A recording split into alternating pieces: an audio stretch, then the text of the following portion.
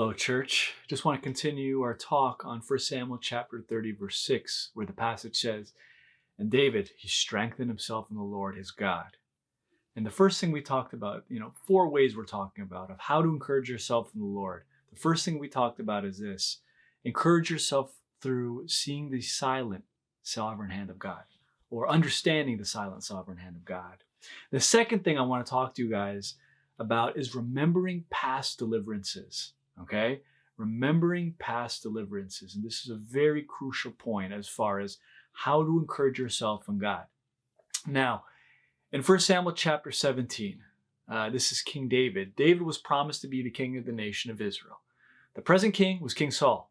And at the time they were going to war against the Philistines, and there was this giant that was right in front of them called Goliath. And I'm sure you guys all know. And David was told by his dad to deliver food to his brothers who were soldiers of the nation of Israel. So David he's supposed to deliver this food to the nation of Israel, and he hears this giant blaspheming the name of God. And it provokes David to do something. And David now wants to fight this giant. And he tells King Saul, "Hey, I'm about to fight this giant." And they were all discouraging David, thinking that he's crazy. But there's a very powerful verse. In 1 Samuel chapter 17, verse 37, it says, David, he communicates and he says, "But the Lord who delivered me from that paw of the lion, the Lord who delivered me from the paw of the bear, will deliver me from the hand of this Philistine." Let me say that again. The Lord who, past tense, delivered me from the paw of the lion, who, past tense, delivered me from the paw of the bear, will, future tense, deliver me from the hand of this Philistine. You see, what David did is he applied past deliverances that God did. God was able to deliver David from the paw of a bear, from the paw of a lion. And he's applying that to his present situation, you see? Remember, how to encourage yourself is remembering the past deliverances of God. You see, what the discouraged heart does is the discouraged heart is good at paralyzing people in fear. You see, think of the nation of Israel, the soldiers. They're supposed to be at war with the Philistines, but they're all paralyzed in fear because of this giant, you see? So the discouraged heart is good at remembering the bad, but bad at remembering the good. Let me say that one more time.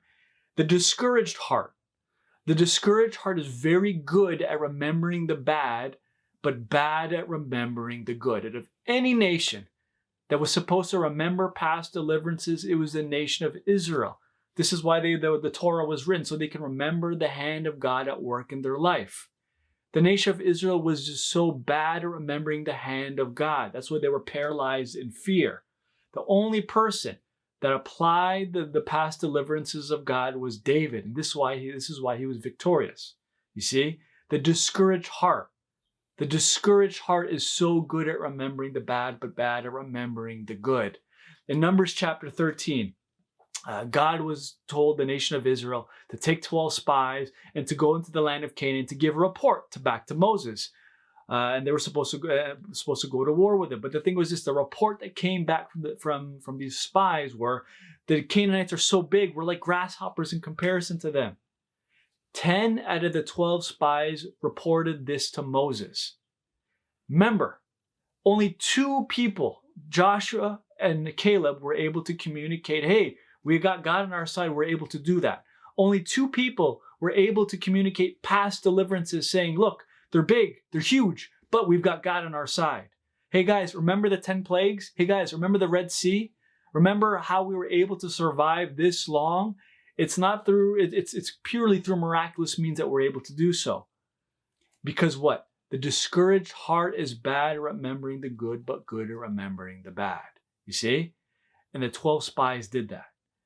There's a passage in Numbers in Revelation chapter 2 where Jesus speaks to the church of Ephesus, and he says, "The one thing that you guys lack is you lack the love that you had at first."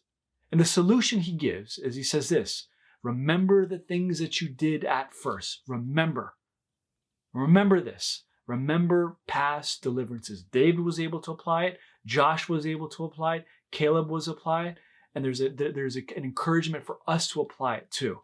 I'm sure if we were to look back at our lives, the last 10 years of our life, and look back and look at a time in our life where all of a sudden we were delivered, God came through. Encourage yourself through that. In this present moment, just pause where you're at and look back at your life and see certain times in your life where you thought there's no way you're going to get through that, but God came through. And that's a way of encouraging yourself by pausing and remembering past deliverances. Remember, 1 Samuel chapter 30, verse 6, David strengthened himself in the Lord his God. And one of the ways that David did that is he paused and he remembered past deliverances that God did in his life. And I'm hoping all of us do the same thing. And all of our lives, we apply past deliverances. It's in a way that you can encourage yourself in God. I hope you find this encouraging, and I hope you encourage yourself in the Lord your God. Love you guys. God bless.